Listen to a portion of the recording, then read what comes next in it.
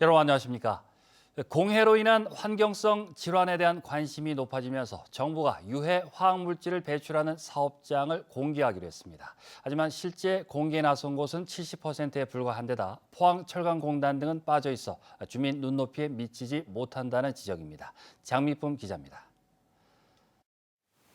개정된 화학물질관리법에 따라 정부가 공개하도록 한 화학물질 배출 저감 계획서입니다.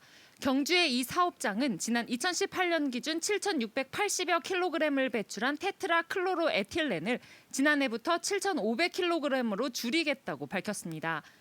테트라클로로에틸렌은 발암물질 중 하나로 중추신경에 영향을 끼치는 것으로 알려져 있습니다. 산업 현장에서 세척 작업에 주로 들어가 있는 성분들입니다.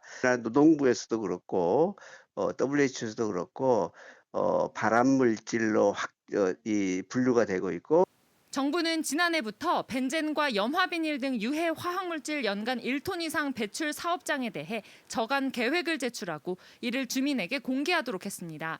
문제는 공개 대상 221개 사업장 가운데 155곳, 70%만 공개에 나섰고 이를 개시한 지자체도 60%에 그친다는 점입니다.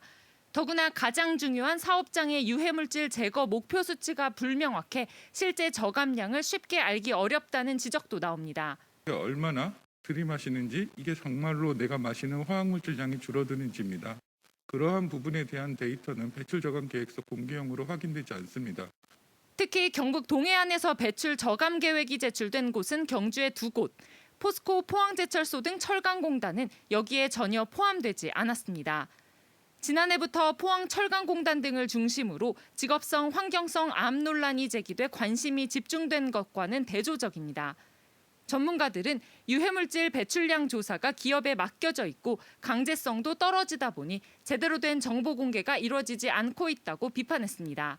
배출량이 사업주가 내는 거기 때문에 고문을처럼 늘었다 줄었다 할 수도 있고 또 그런 사례가 있었어요. 환경부는 공개 대상 물질을 단계적으로 늘리면 오는 2030년에는 공개 사업장도 크게 늘어날 것이라는 입장입니다. 시민단체는 기업으로부터 주민 건강을 지키기 위한 제도 취지에 따라 주민이 직접 참여하는 민관협의체 구성을 촉구했습니다. MBC 뉴스 장미쁨입니다.